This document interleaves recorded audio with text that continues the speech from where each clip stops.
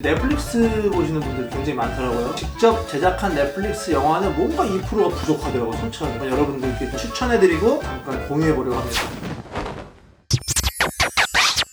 네, 안녕하십니까. 패션 디자이너 오태우입니다. 사실 이제 요즘에 코로나 이슈 때문에 많은 분들이 주말에 여가 활동이나 이런 것들을 많이 못 하시고, 많은 분들이 집에서 이제 넷플릭스 보시는 분들이 굉장히 많더라고요. 저는 사실 넷플릭스를 설치한 지는 좀 됐는데 그렇게 많이 보는 스타일은 아니거든요. 근데 저도 이번에 코로나 이슈 때문에 약간 스트레스 같은 거 받았을 때 집에 와서 그냥 와인 한 잔 마시면서 넷플릭스 같은 것들을 본다고 봤는데, 넷플릭스의 특징이 뭐냐면 넷플릭스에서 직접 제작한 넷플릭스 영화는 뭔가 2%가 부족하더라고, 솔직하게. 처음에는 재밌는데 끝으로 갈수록 뭔가 완성도가 좀 떨어져. 넷플릭스에서 볼 수 있는 드라마 같은 경우는 시즌이 너무 많다 보니까 중간에 지쳐요. 정말 같은 재미가 계속 반복돼갖고 오지 않는 이상은 좀 지쳐. 그래서 넷플릭스를 보면서 아직까지 크게 만족할 만한 프로그램이 없었는데 그 중에서 최근에 몇 개가 나왔어요. 그래서 그거에 대한 얘기를 한번 여러분들께 좀 추천해드리고 그 내용도 한번 잠깐 공유해보려고 합니다.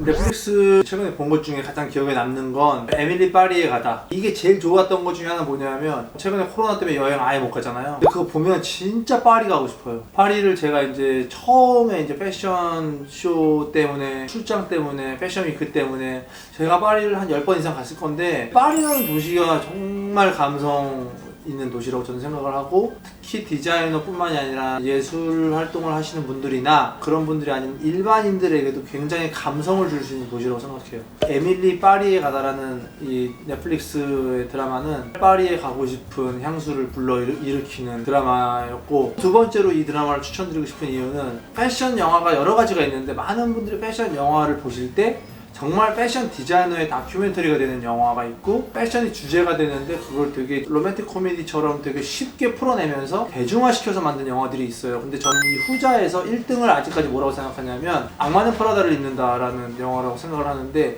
그거랑 되게 비슷해요. 악마는 프라다를 입는다의 가장 최신화된 버전이라고 보시면 될 것 같아요. 내용은 뭐냐면, 그러니까 스포니까 그냥 짧게만 얘기해 드릴게요. 에밀리라는 여자가 소위 말하는 시골에서 자기 꿈을 키워가면서 회사를 다니고 있고 사랑을 막 하면서 그냥 순수함을 가지고 있는 여자가 일 때문에 파리에 우연히 살게 되면서 겪는 파리지엔느들과의 어떤 그런 에피소드인데 너무 재밌고, 이게 왜 패션이지? 라고 생각하시는 분들은 보시면 알 것 같아요. 에밀리가 일하는 곳이 패션 PR 에이전시 개념이에요. 그러니까 패션만 하는 PR 에이전시는 아닌데 소위 말해서 홍보 마케팅을 하는 회사인데, 그 안에서 패션이 있어서 뷰티도 있고, 그래서 패션 디자이너가 막 나오기도 하고 패션 모델들이 나오기도 하고 막 그런 재밌는 요소들이 있고요. 이제 거기서 나오는 주인공의 의상이 너무 재밌어요. 파리 하면은 가장 많이 쓰는 단어 중에 파리지앵이라는 말을 쓰는데, 제가 파리 처음 갔을 때 그 당시에 파리에 있던 유승범 배우가 저한테 만나갖고 파리에 그분은 되게 오랫동안 있었거든요. 태용씨, 파리에 오면 블랙만 입어야 되고 에스프레소만 먹어야 돼. 딱 이 한마디에 다 깜장색 옷만 싸가지고 다 무채색, 블랙, 그레이 막 이런 것만 가져가고, 에밀리라는 여자가 그 파리에서 입는 옷이 무채색의 어떤 시크한 룩들이 아니라 굉장히 컬러풀한 옷들, 굉장히 패턴이 다양한 옷들, 이런 옷들인데 에밀리의 성격과 되게 비슷해요. 되게 밝고 유쾌하고 약간 이런 성격을 그대로 보여주는, 기분이 좋아지는 컬러의 매칭과 어떤 패턴 플레이, 그 다음에 액세서리도 되게 재밌어요. 막 베레모 헤드피스라든지 여러 가지 가방의 모양이라든지 이런 것들이 너무 재밌어서 액세서리를 보는 재미도 있고, 곳곳에서 패션적인 요소를 느낄 수 있는 넷플릭스 가장 재밌게 봤던 10개짜리 드라마였고, 사실은 8개를 보고 2개를 남겨뒀어요. 왜냐하면 2개를 정말 너무 보고 싶은 감정이 주어졌을 때 와인과 함께 어둑한 밤에 그 2개 되게 짧아요. 보고 싶어서 남겨놨고, 제일 추천드리는 마지막 이유 중에 하나는 한 회당 30분? 40분 정도 되는 에피소드이기 때문에 딱 좋을 때쯤 끝나서 아주 지루함을 느낄 틈이 없습니다. 제가 사실 8개를 하루에 봤거든요. 그게 정말 대박인 것 같아요. 제가 8개를 하루에 봤고 2개를 남겨놓은 거는 거의 처음은 아니지만 드문 일이어서, 아직 보시지 않은 분들, 패션을 좋아하시는 분들, 파리에 대한 추억을 가지고 계신 분, 해외여행을 못 가서 해외에 대한 그런 그리움이 있으신 분들에게는 에밀리 파리에 가다를 추천드립니다. 두 번째는, 이거는 호불호가 있을 수 있는데, 저는 넷플릭스를 본 다큐멘터리 중에서 아직까지 1등이 뭐였냐면 마이클 조던의 히스토리를 가져온 라스트 댄스.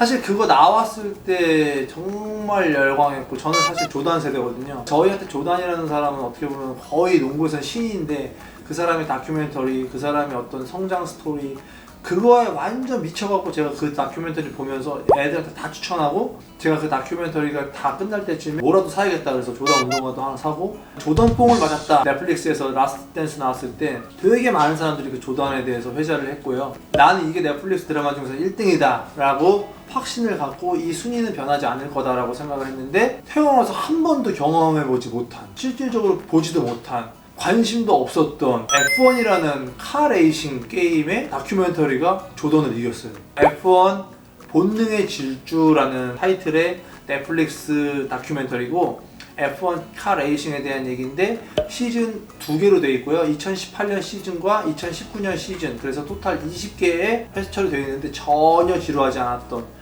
사실 이 넷플릭스 F1을 재밌다는 얘기를 사실 너무 많이 들어서, 워낙 그런 거 많이 듣잖아요. 근데 사실 제가 그런 얘기 들은 게 되게 많아요. 뭐 종이의 집, 나르코스 이런 것들 추천을 많이 받았는데, 솔직하게 말하면 그 두 개는 2회 정도 보다가 그냥 넘겼고, 넷플릭스의 바이블이라고 할 수 있는 스트레인저 싱즈, 스트레인저 싱즈는 시즌 1 봤는데 시즌 2 넘어가다가 조금 제가 포기를 했어요. 기묘한 이야기 좋아해갖고 제가 그 티셔츠도 막 사고 입고 다니고 했는데, 조금 제가 어떤 포인트에서 실증을 내기도 하고 좀 지루하다 싶으면 그냥 아예 안 보는 편인데, 이 넷플릭스 F1 본능의 질주는 시즌 1을 거의 하루에 한 4개 정도 떼고, 시즌 2 마찬가지로 거의 한 3일 정도에 끝냈어요. F1 레이싱이라고 하는 건 한국에서는 되게 생소한 스포츠예요. 근데 전 세계적으로는 굉장히 큰 팬덤을 가지고 있는 레이싱이고, 이게 F1의 레이싱에 대한 설명을 하는 게 아니에요. F1 레이싱 몰라도 최근에 가장 많은 분들이 사랑했던 영화 중에 포드 앤 페라리라고, 포드하고 페라리의 회사에서 나오는 그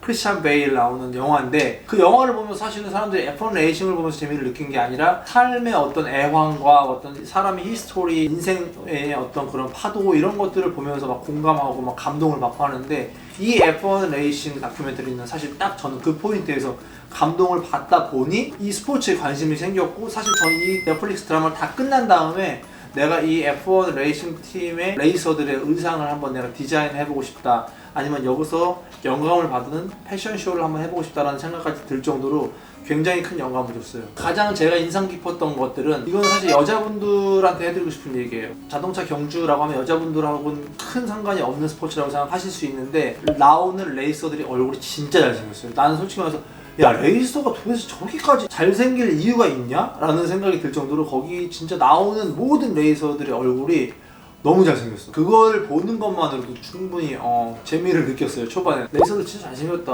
라는 생각을 했고, 두 번째로 이제 잘 몰랐던 스포츠이기 때문에 알아가는 과정들도 재밌었고, 정확하게 제가 이 아직도 룰은 모르지만 어쨌든 전 세계에서 12개 팀만 뽑아요. 페라리, 벤츠, 레드불이라든지 이런 회사들이 레이싱 팀을 만들고, 그걸 메케닉이라 그래서 이제 막 정비하는 어떤 이런 팀을 만들어서 대회에 나가서 F1 레이싱을 하는데, 포뮬러 1의 약자예요. 미국, 일본, 뭐 싱가포르 막 전 세계를 돌면서 10번 남짓의 경기를 펼친 다음 총 합계를 더해서 이제 우승자를 고르는 건데, 이게 너무 재밌는 게 영원한 1등과 영원한 꼴찌가 없다라는 것들을, 그걸 보면서 우리가 인생을 살면서 또 패션 브랜드를 했던 저로서는 정말 힘든 시기가 있었고, 내가 가지고 있는 꿈을 위해서 계속 끊임없이 노력하는 것들을 해서 내가 원하는 것들을 가졌을 때에 대한 성취감을 분명히 느꼈거든요. 꼴찌를 하는 팀들이 꼴찌를 하고 있지만 계속 자동차를 개발하고, 카 레이서는 끊임없는 자기 노력과 자기 관리를